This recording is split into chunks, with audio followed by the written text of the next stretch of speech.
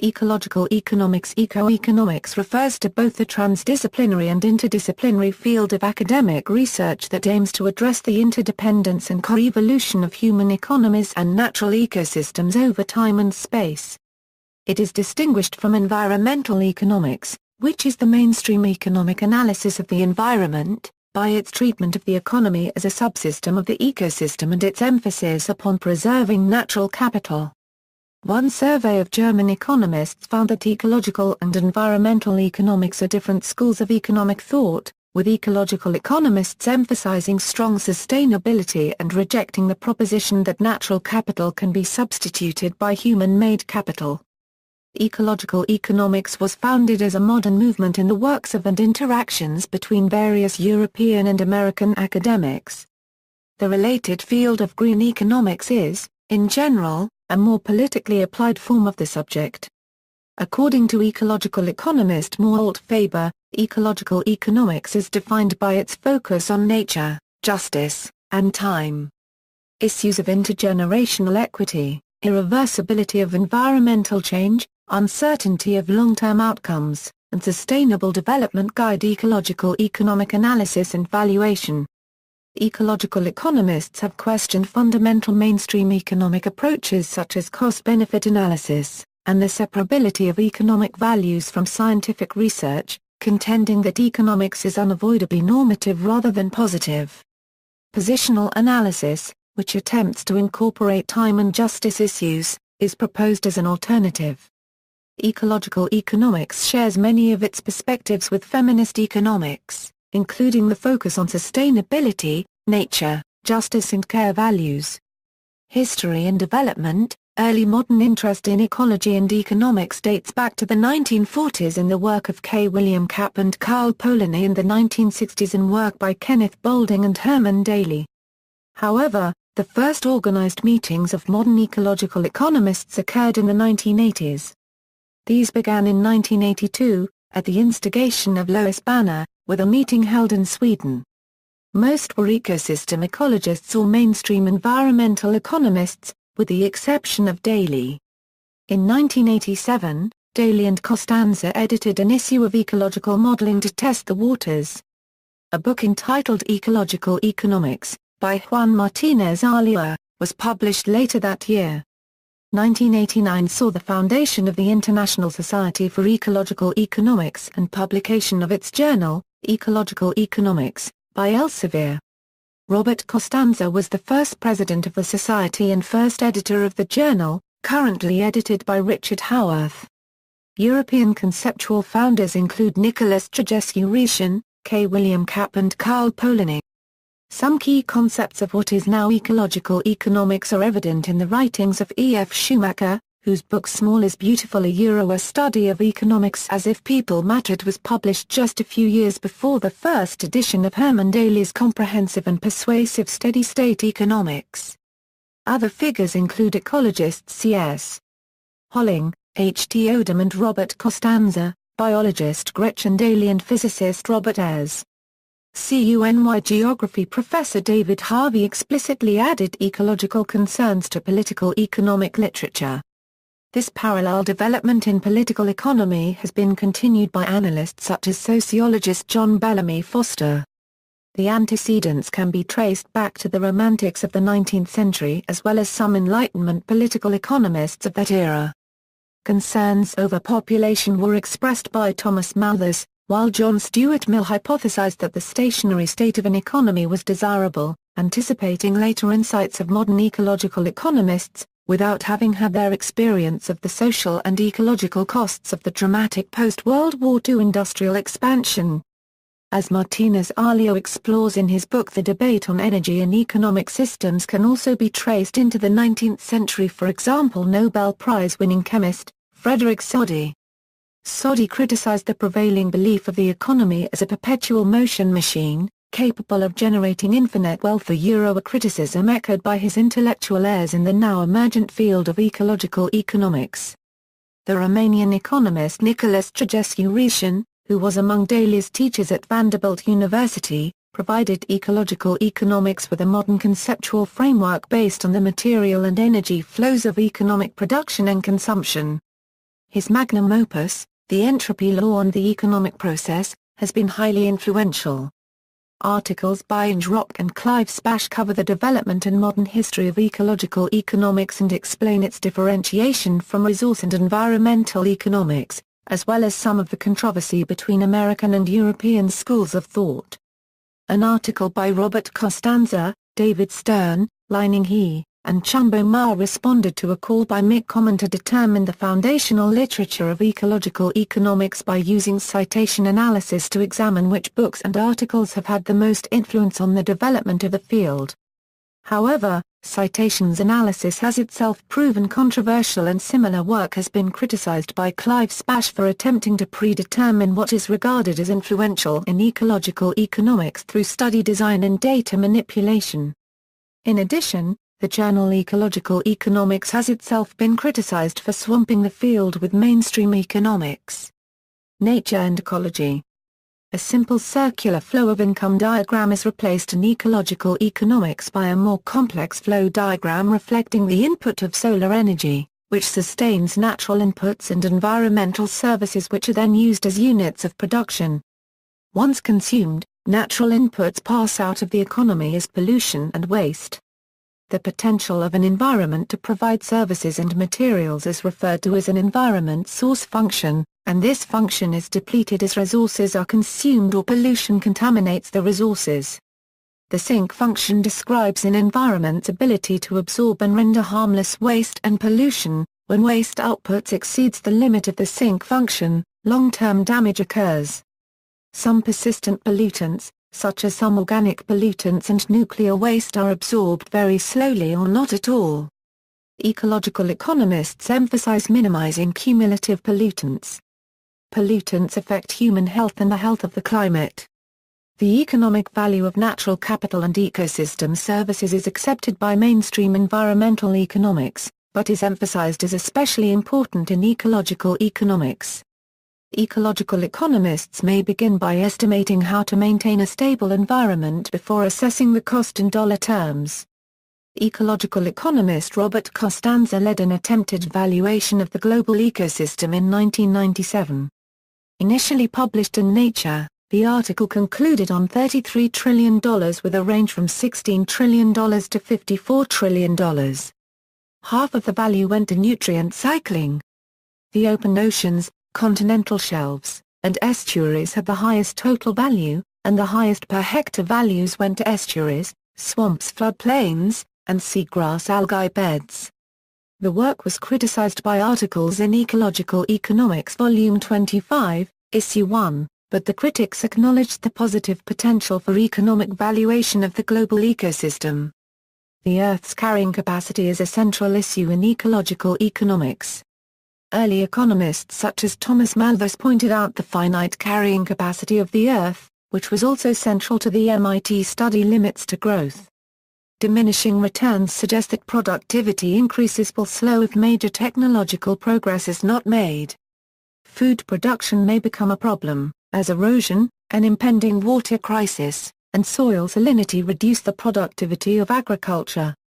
Ecological economists argue that industrial agriculture, which exacerbates these problems, is not sustainable agriculture, and are generally inclined favorably to organic farming, which also reduces the output of carbon. Global wild fisheries are believed to have peaked and begun a decline, with valuable habitats such as estuaries in critical condition. The aquaculture or farming of piscivorous fish, like salmon, does not help solve the problem because they need to be fed products from other fish. Studies have shown that salmon farming has major negative impacts on wild salmon, as well as the forage fish that need to be caught to feed them. Since the animals are higher on the trophic level, they are less efficient sources of food energy. Reduced consumption of meat would reduce the demand for food, but as nations develop, they tend to adopt high meat diets similar to that of the United States. Genetically modified food, a conventional solution to the problem, presents numerous problems. Bt corn produces its own Bacillus thuringiensis toxin protein, but the pest resistance is believed to be only a matter of time. The overall effect of GMF on yields is contentious, with the USDA and FAO acknowledging that GMFs do not necessarily have high yields and may even have reduced yields. Global warming is now widely acknowledged as a major issue, with all national scientific academies expressing agreement on the importance of the issue. As the population growth intensifies and energy demand increases, the world faces an energy crisis. Some economists and scientists forecast a global ecological crisis if energy use is not contained. The Stern Report is an example. The disagreement has sparked a vigorous debate on issue of discounting and intergenerational equity. Global geochemical cycles critical for life. Ethics. Mainstream economics has attempted to become a value-free hard science, but ecological economists argue that value-free economics is generally not realistic. Ecological economics is more willing to entertain alternative conceptions of utility, efficiency, and cost benefits such as positional analysis or multi-criteria analysis. Ecological economics is typically viewed as economics for sustainable development, and may have goals similar to green politics. Schools of thought. Various competing schools of thought exist in the field. Some are close to resource and environmental economics while others are far more heterodox in outlook. An example of the latter is the European Society for Ecological Economics. An example of the former is the Swedish Beijer International Institute of Ecological Economics. Clive Spash has argued for the classification of the ecological economics movement, and more generally work by different economics schools on the environment, into three main categories. These are the mainstream new resource economists, the new environmental pragmatists, and the more radical social ecological economists. International survey work comparing the relevance of the categories for mainstream and heterodox economists shows some clear divisions between environmental and ecological economists. Differentiation from mainstream schools. Some ecological economists prioritize adding natural capital to the typical capital asset analysis of land, labor, and financial capital. These ecological economists then use tools from mathematical economics as in mainstream economics, but may apply them more closely to the natural world. Whereas mainstream economists tend to be technological optimists, ecological economists are inclined to be technological skeptics. They reason that the natural world has a limited carrying capacity and that its resources may run out. Since destruction of important environmental resources could be practically irreversible and catastrophic, ecological economists are inclined to justify cautionary measures based on the precautionary principle. The most cogent example of how the different theories treat similar assets is tropical rainforest ecosystems, most obviously the Yasuni region of Ecuador. While this area has substantial deposits of bitumen, it is also one of the most diverse ecosystems on Earth, and some estimates establish it has over 200 undiscovered medical substances in its genomes, most of which would be destroyed by logging the forest or mining the bitumen. Effectively, the instructional capital of the genomes is undervalued by analyses which view the rainforest primarily as a source of wood, oil tar, and perhaps food. Increasingly, the carbon credit for leaving the extremely carbon-intensive bitumen in the ground is also valued. The government of Ecuador set a price of $350 million for an oil lease with the intent of selling it to someone committed to never exercising it at all and instead preserving the rainforest. While this natural capital and ecosystem services approach has proven popular amongst many, it has also been contested as failing to address the underlying problems with mainstream economics: growth, market capitalism, and monetary valuation of the environment.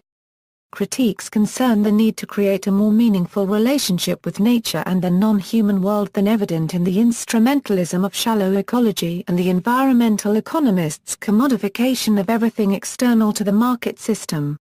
Topics. Among the topics addressed by ecological economics are methodology, allocation of resources, weak versus strong sustainability, energy economics, energy accounting and balance, environmental services, cost shifting, and modeling.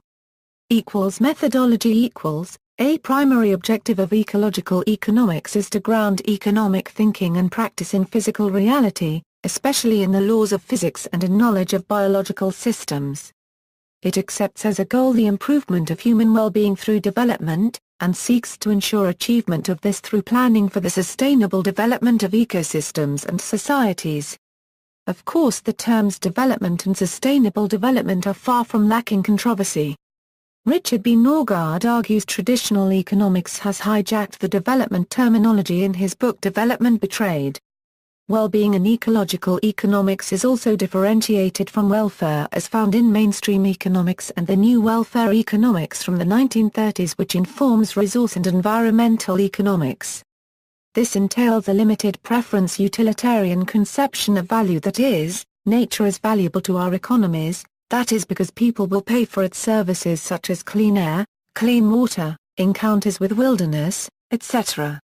Ecological economics is distinguishable from neoclassical economics primarily by its assertion that the economy is embedded within an environmental system.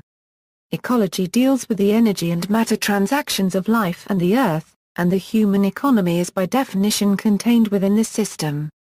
Ecological economists argue that neoclassical economics has ignored the environment, at best considering it to be a subset of the human economy. The neoclassical view ignores much of what the natural sciences have taught us about the contributions of nature to the creation of wealth, for example, the planetary endowment of scarce matter and energy, along with the complex and biologically diverse ecosystems that provide goods and ecosystem services directly to human communities, micro and macro climate regulation, water recycling, water purification, stormwater regulation, waste absorption, food and medicine production, pollination, protection from solar and cosmic radiation, the view of a starry night sky, etc.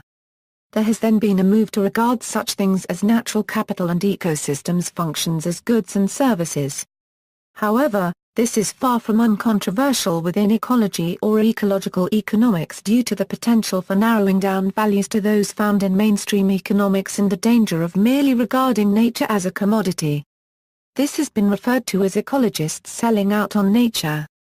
There is then a concern that ecological economics has failed to learn from the extensive literature in environmental ethics about how to structure a plural values system.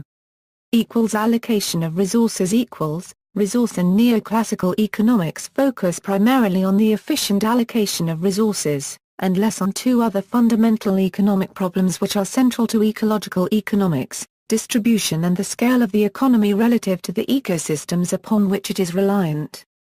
Ecological economics also makes a clear distinction between growth and development while arguing that neoclassical economics confuses the two. Ecological economists point out that, beyond modest levels, increased per capita consumption does not necessarily lead to improvement in human well-being, while this same consumption can have harmful effects on the environment and broader societal well-being. Weak versus strong sustainability equals. Ecological economics challenges the conventional approach towards natural resources, claiming that it undervalues natural capital by considering it as interchangeable with human-made capital, labor and technology. The impending depletion of natural resources and increase of climate-changing greenhouse gases should motivate us to examine how political, economic and social policies can benefit from alternative energy. Interestingly enough, shifting our dependence on fossil fuels with specific interest within just one of the above-mentioned factors easily benefits at least one other.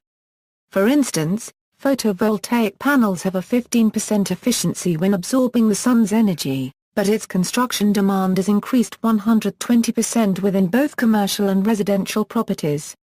Additionally, this construction has led to a roughly 30% increase in work demands. The potential for the substitution of man-made capital for natural capital is an important debate in ecological economics and the economics of sustainability.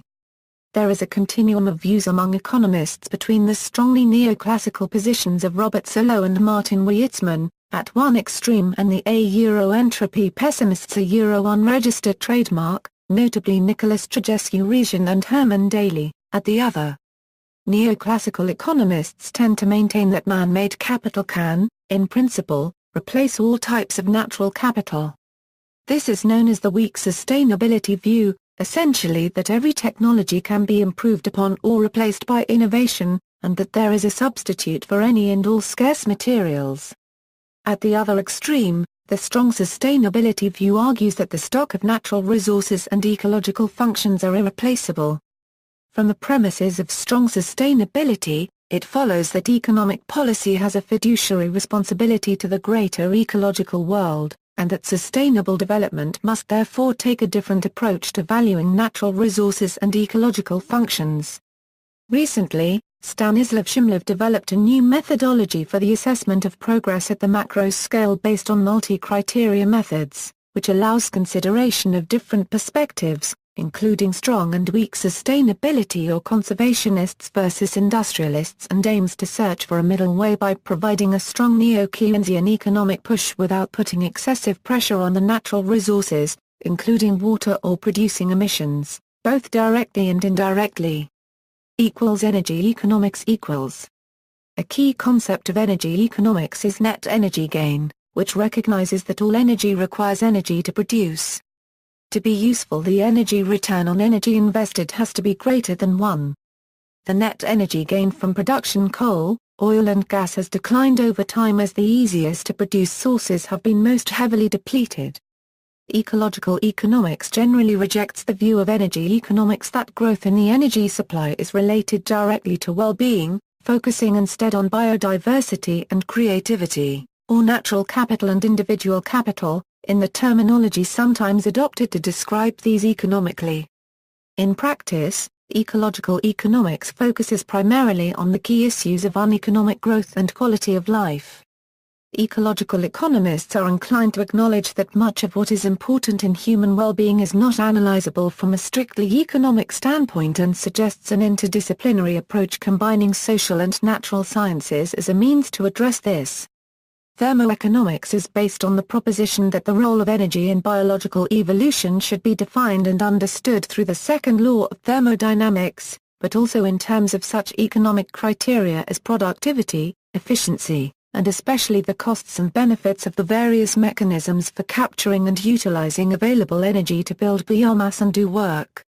As a result, thermoeconomics is often discussed in the field of ecological economics, which itself is related to the fields of sustainability and sustainable development. Exergy analysis is performed in the field of industrial ecology to use energy more efficiently. The term exergy was coined by Zoran Rant in 1956, but the concept was developed by J. Willard Gibbs. In recent decades, utilization of exergy has spread outside of physics and engineering to the fields of industrial ecology, ecological economics, systems ecology, and energetics. Energy accounting and balance equals. An energy balance can be used to track energy through a system, and is a very useful tool for determining resource use and environmental impacts, using the first and second laws of thermodynamics, to determine how much energy is needed at each point in a system, and in what form that energy is a cost in various environmental issues. The energy accounting system keeps track of energy in, energy out, and non-useful energy versus work done, and transformations within the system. Scientists have written and speculated on different aspects of energy accounting. Environmental services equals, see also, ecosystem valuation and price of life. A study was carried out by Costanza and colleagues to determine the price of the services provided by the environment. This was determined by averaging values obtained from a range of studies conducted in very specific context and then transferring these without regard to that context. Dollar figures were averaged to a per hectare number for different types of ecosystem, for example wetlands, oceans. A total was then produced which came out at $33 trillion, more than twice the total GDP of the world at the time of the study.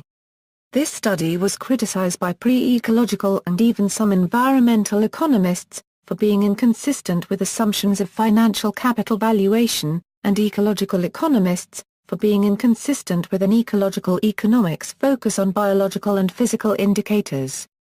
The whole idea of treating ecosystems as goods and services to be valued in monetary terms remains controversial. A common objection is that life is precious or priceless, but this demonstrably degrades to it being worthless under the assumptions of any branch of economics. Reducing human bodies to financial values is a necessary part of every branch of economics and not always in the direct terms of insurance or wages. Economics, in principle, assumes that conflict is reduced by agreeing on voluntary contractual relations and prices instead of simply fighting or coercing or tricking others into providing goods or services. In doing so, a provider agrees to surrender time and take bodily risks and other risks. Ecosystems are no different from other bodies economically except insofar as they are far less replaceable than typical labor or commodities. Despite these issues, many ecologists and conservation biologists are pursuing ecosystem valuation. Biodiversity measures in particular appear to be the most promising way to reconcile financial and ecological values, and there are many active efforts in this regard.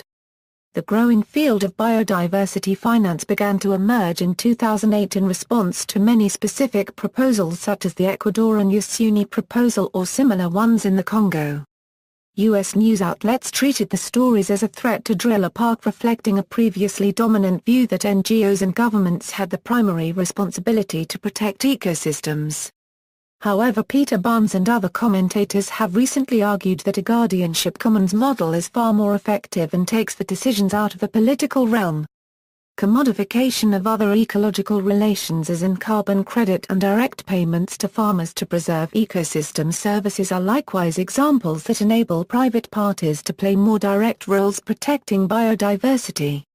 The United Nations Food and Agriculture Organization achieved near-universal agreement in 2008 that such payments directly valuing ecosystem preservation and encouraging permaculture were the only practical way out of a food crisis. The holdouts were all English-speaking countries that export GMOs and promote free trade agreements that facilitate their own control of the world transport network, the US, UK, Canada and Australia.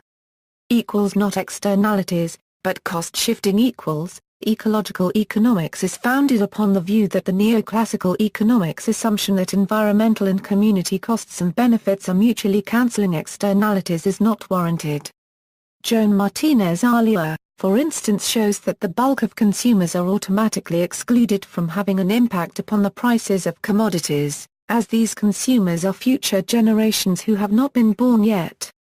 The assumptions behind future discounting, which assume that future goods will be cheaper than present goods, has been criticized by Fred Pearce and by the recent Stern report.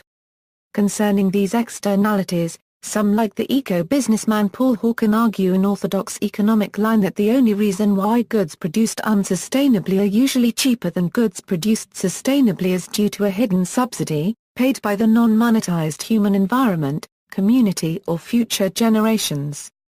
These arguments are developed further by Hawken, Amory and Hunter Lovins to promote their vision of an environmental capitalist utopia in natural capitalism, creating the next industrial revolution. In contrast, ecological economists, like Joan Martinez-Alier, appeal to a different line of reasoning. Rather than assuming some form of capitalism as the best way forward, an older ecological economic critique questions the very idea of internalizing externalities as providing some corrective to the current system. The work by Carl William Kapp explains why the concept of externality is a misnomer. In fact, the modern business enterprise operates on the basis of shifting costs onto others as normal practice to make profits. Charles E. Einstein has argued that this method of privatizing profits while socializing the costs through externalities, passing the costs to the community, to the natural environment or to future generations is inherently destructive. As social ecological economist Clive Spash has noted, externality theory fallaciously assumes environmental and social problems are minor aberrations in an otherwise perfectly functioning efficient economic system. Internalizing the odd externality does nothing to address the structural systemic problem and fails to recognize the all-pervasive nature of these supposed externalities. Ecological economic modeling mathematical modeling is a powerful tool that is used in ecological economic analysis. Various approaches and techniques include evolutionary, input-output, neo-Austrian modeling, entropy and thermodynamic models, multi-criteria, and agent-based modeling, the environmental Kazets curve. System dynamics and GIS are techniques applied, among other, to spatial dynamic landscape simulation modeling. The matrix accounting methods of Christian Felber provide a more sophisticated method for identifying the common good. Criticism: assigning monetary value to natural resources such as biodiversity and the emergent ecosystem services is often viewed as a key process in influencing economic practices, policy, and decision-making. While this idea is becoming more and more accepted among ecologists and conservationists, some argue that it is inherently false. Macaulay argues that ecological economics and the resulting ecosystem service-based conservation can be harmful. He describes four main problems with this approach. Firstly, it seems to be assumed that all ecosystem services are financially beneficial. This is undermined by a basic characteristic of ecosystems: they do not act specifically in favor of any single species. While certain services might be very useful to us, such as coastal protection from hurricanes by mangroves for example, others might cause financial or personal harm, such as wolves hunting cattle. Secondly, allocating monetary value to nature would make its conservation reliant on markets that fluctuate. This can lead to devaluation of services that were previously considered financially beneficial. Such is the case of the bees in a forest near former coffee plantations in Finca Santa Fe, Costa Rica. The pollination services were valued to over $60,000 a year, but soon after the study, coffee prices dropped and the fields were replanted with pineapple. Pineapple does not require bees to be pollinated, so the value of their service dropped to zero. Thirdly, conservation programs for the sake of financial benefit underestimate human ingenuity to invent and replace ecosystem services by artificial means. Macaulay argues that such proposals are deemed to have a short lifespan as the history of technology is about how humanity developed artificial alternatives to nature unregistered trademark services, and with time passing the cost of such services tend to decrease. This would also lead to the devaluation of ecosystem services. Lastly, it should not be assumed that conserving ecosystems is always financially beneficial as opposed to alteration. In the case of the introduction of the Nile perch to Lake Victoria, the ecological consequence was decimation of native fauna. However, this same event is praised by the local communities as they gain significant financial benefits from trading the fish. Macaulay argues that, for these reasons, trying to convince decision-makers to conserve nature for monetary reasons is not the path to be followed, and instead appealing to morality as the ultimate way to campaign for the protection of nature. See also. References. Further reading, Common, M. and Stagel, S. 2005. Ecological Economics, An Introduction. New York, Cambridge University Press. Costanza, R., Cumberland, J. H., Daly, H., Goodland, R., Norgard, R.B. An Introduction to Ecological Economics, St. Lucie Press and International Society for Ecological Economics, Costanza, R., Stern, D.I., He, L., Marr, see Influential Publications in Ecological Economics, a citation analysis. Ecological Economics 50, 3-4, 261-292.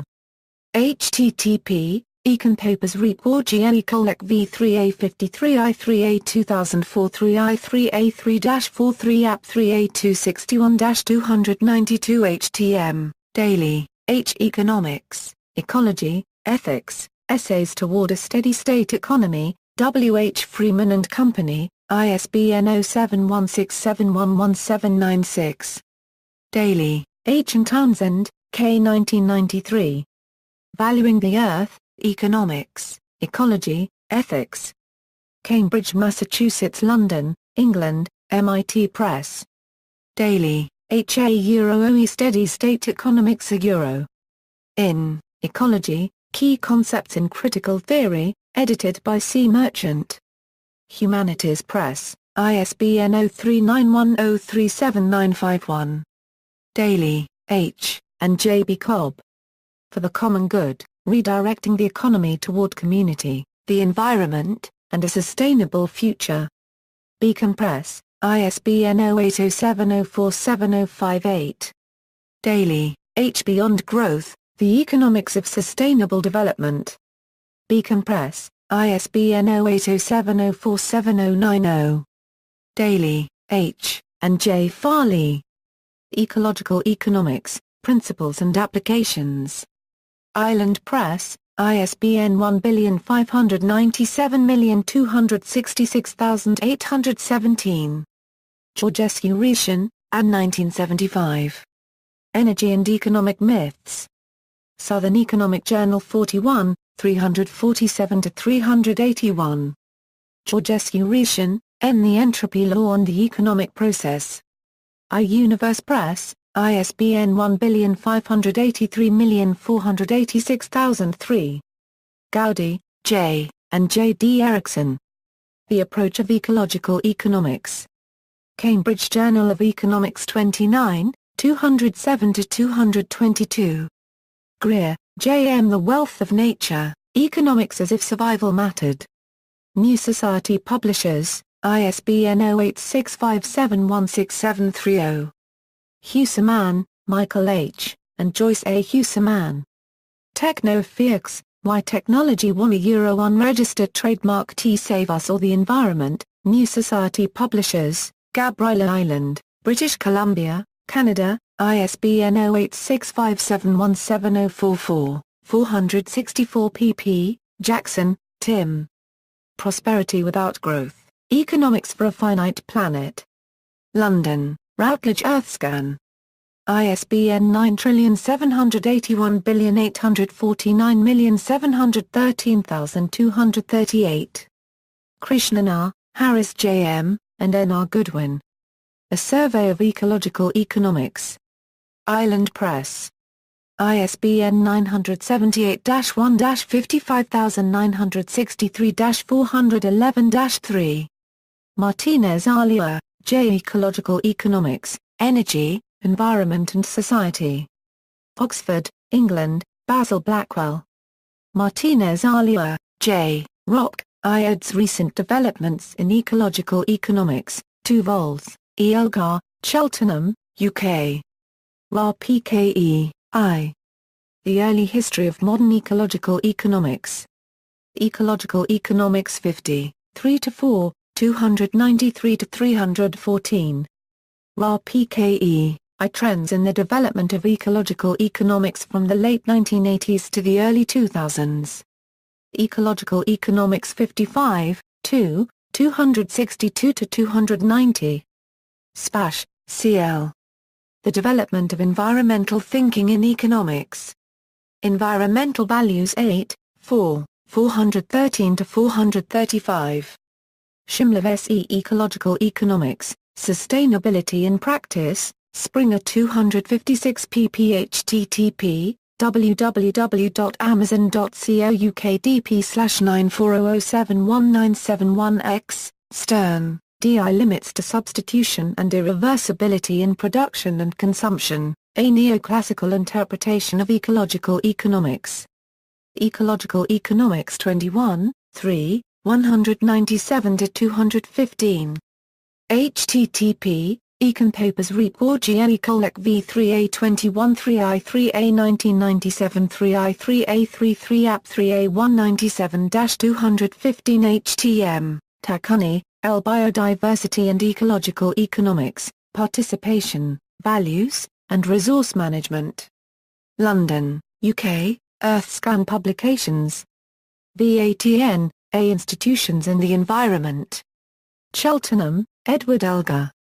External links, Brazilian Society for Ecological Economics, Earth Economics, Ecological Economics, Ecological Economics Encyclopedia, International Journal of Green Economics, International Society for Ecological Economics, U.S. Society of Ecological Economics, Schools and Institutes, Gund Institute for Ecological Economics, http, www.uvm.edu/.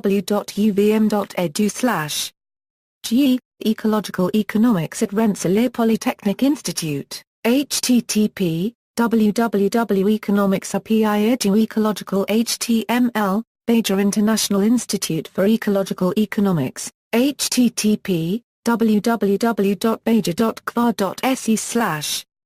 Green Economics Institute, http, www.greeneconomics.org.uk, Environmental Data, Earth Trends World Resources Institute, http, earthtrends.ri.org/ index.php, Ecoeconomy Indicators, http www.earth-policy.org, NOAA Economics of Ecosystems Data and Products http, www.economics.noaa.gov/ Goal equals Ecosystems, Miscellaneous, New Economics Foundation http, www.neweconomics.org, Green Economist, http, greeneconomist.org/ Sustainable Prosperity, http, Sustainable Prosperity / an Ecological Economics article about reconciling economics and its supporting ecosystem, http, www.fsfedus21 pre-htm, Economics in a Full World, by Herman E. Daly, http, Cefumdedu Scientific American Daily 05 PDF, Robert Nadeau. Environmental and Ecological Economics. The Encyclopedia of Earth.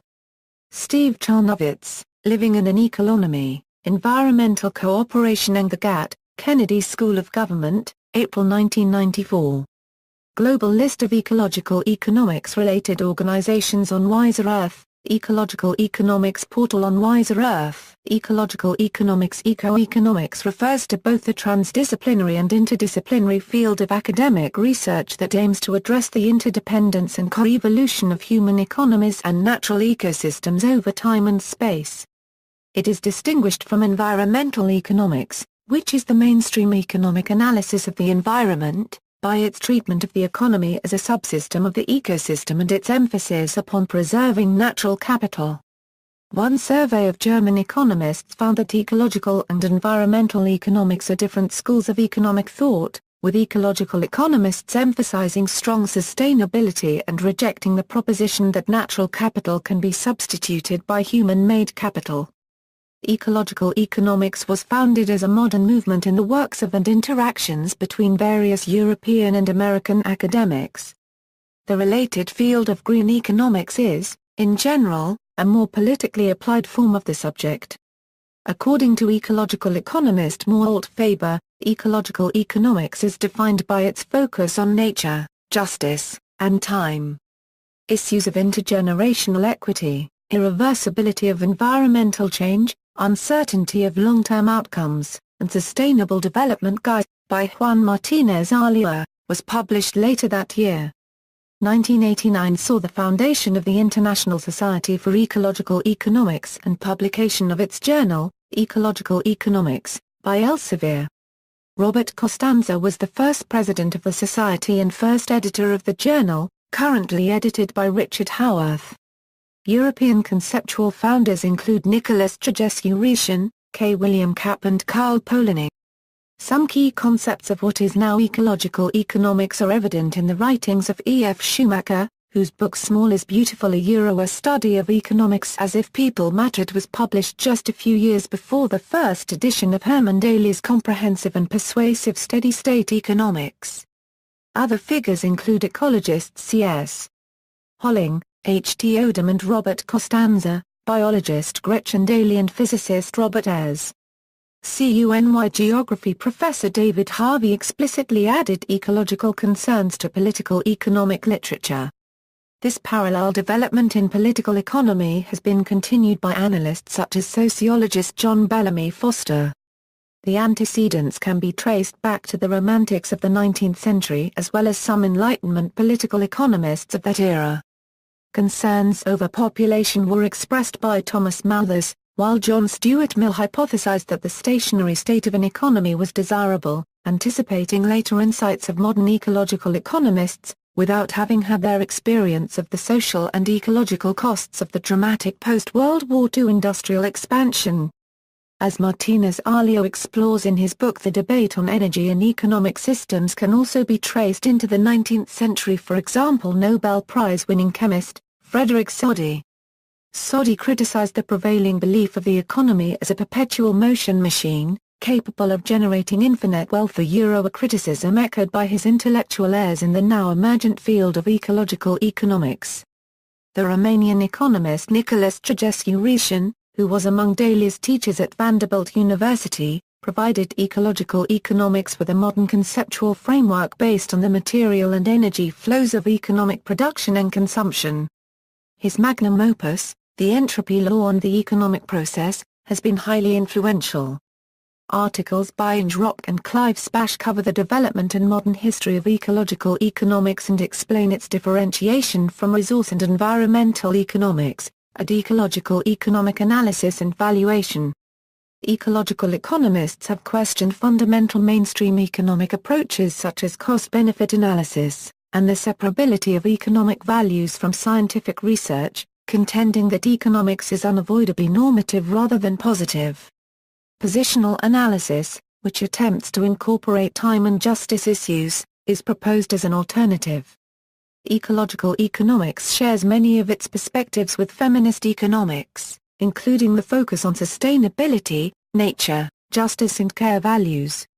History and development. Early modern interest in ecology and economics dates back to the 1940s in the work of K. William Kapp and Carl Polanyi and the 1960s in work by Kenneth Boulding and Herman Daly. However, the first organized meetings of modern ecological economists occurred in the 1980s.